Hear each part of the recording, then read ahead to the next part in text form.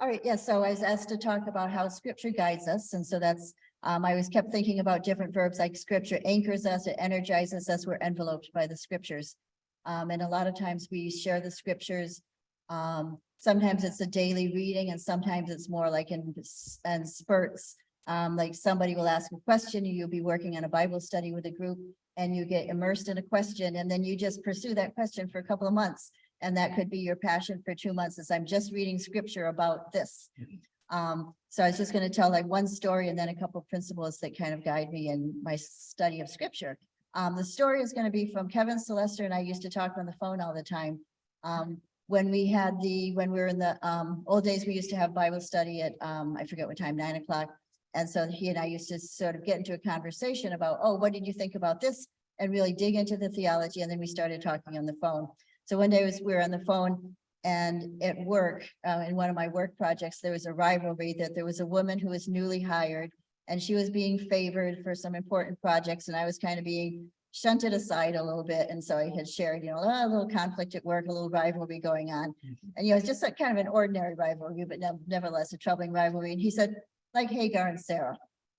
I'm like, oh, and of course I'm Hagar, because oh, and so I flip open to the Bible and start reading, and I had a whole new perspective on Hagar and Sarah, and said, wow, that is a story. And it's the principle, and one of the principles in reading Bible stories is that a great story has many layers of meanings. Some days you're Saul, some days you're David, sometimes you're Nebuchadnezzar, sometimes you're Daniel. And actually around the same time, I went to the opera of Cinderella, because a woman, and then later was visiting a friend who was in the hospital, and, needing a conversation, was retelling the story of Cinderella, which is a great story. Although we say, wait a minute, like, why was Cinderella a great character? Was it because her feet were the smallest? Was it because she was more beautiful than her stepsisters? You could easily misinterpret that story. Say, no, it wasn't because her feet were tiny or because she was prettier than her sisters, but there are reasons, But now I'm thinking, after talking about Hagar and Sarah, it's like, now I want to rewrite Cinderella from the point of view of the stepsisters, because they probably have a story too.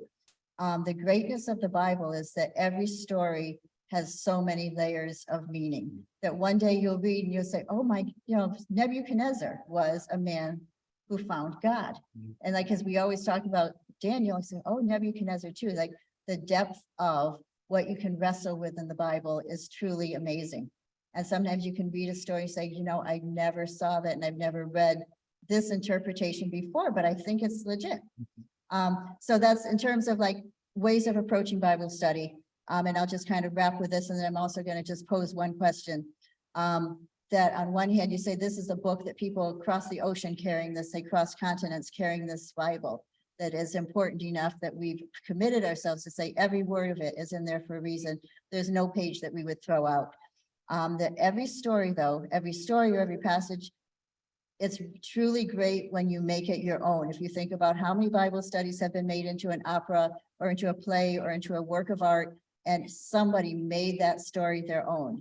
And the same way when when Kevin says to me, oh, Hagar and Sarah, he just made that story mine.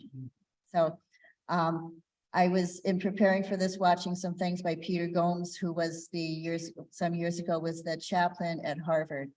And he wrote a book called Reading the Bible for Mind and Heart. That is a book I really love. So I watched a couple of videos of some old interviews with him. And one of the questions he approached was, in the Bible, he says, how do you know you're given a passage to preach on? How do you know how to, and he says, it's, what does this passage permit me to say? What does this passage require me to say? How far can I make this my own? Where can I take, but what does this passage really say? And how far can I go with it? And how far should I go with it? So we have the creativity to take every story. No one ever said it this way before. Probably someone did, and I just don't know. You can go everywhere with the story. You can also be anchored to say, we know what this story, we know what the Bible tells us. So there's that anchored that we don't stray from our faith, but also the creativity, we can take it everywhere. Yeah. So my current project, usually I don't have necessarily like a daily discipline as many Christians do, but more like I'll go on a project, I'm researching something from history or preparing a Bible study or writing something or just playing with an idea. So sometimes I'll have a big project where I'm like into something for a couple of months, or sometimes not as much. But what I'm looking at right now, so just to plant a question is, you know how an athlete or a musician could be like in the zone? But in the equivalent in Christian life, it would be in the spirit. When Peter walked on water, he was in the spirit for that moment. But we know you're not always in the zone. That sometimes, like Peter, he's walking on water. So, I can't walk on water, and falls. And that's how life is. Like you have those times where you're. I don't want the word in the zone. I'm thinking of another word, and you'll have to help me think of one. But there's something I read in Chinese philosophy is it contrasted 3 ways of being good. It says the kind person, and this is the best, the kind person works from the heart and accomplishes the world of good. That's what we want. The righteous person acts out of pity and leaves a lot of things undone. And Doug is nodding because this is one of his themes. And then the worst was, he says, the moral person acts out of duty, and when no one responds, will roll up his sleeves and use force. So, I mean, different ways of, but what you really want is the first, which was the kind person acts from the heart, and I want to say acts from the spirit and accomplishes those things. And it would, goodness just flows and not forced, not roll up our sleeves and let's be good here and let's be religious. I'm looking for a word like in the zone, in the spirit. I'm looking for synonyms for that. And so if you enjoy synonyms, you can help me out on that, but it's just something I've been looking at. So many passages, not just Peter walking on water, but so many passages are, like the moment of the loaves and the fishes, the moment on the mountain, those moments where you see in the spirit. And it's like, we can't always dwell in that moment, but so that's an idea I'm working on. But yeah, I think that was 3 minutes. I didn't even look at my watch. Thank you.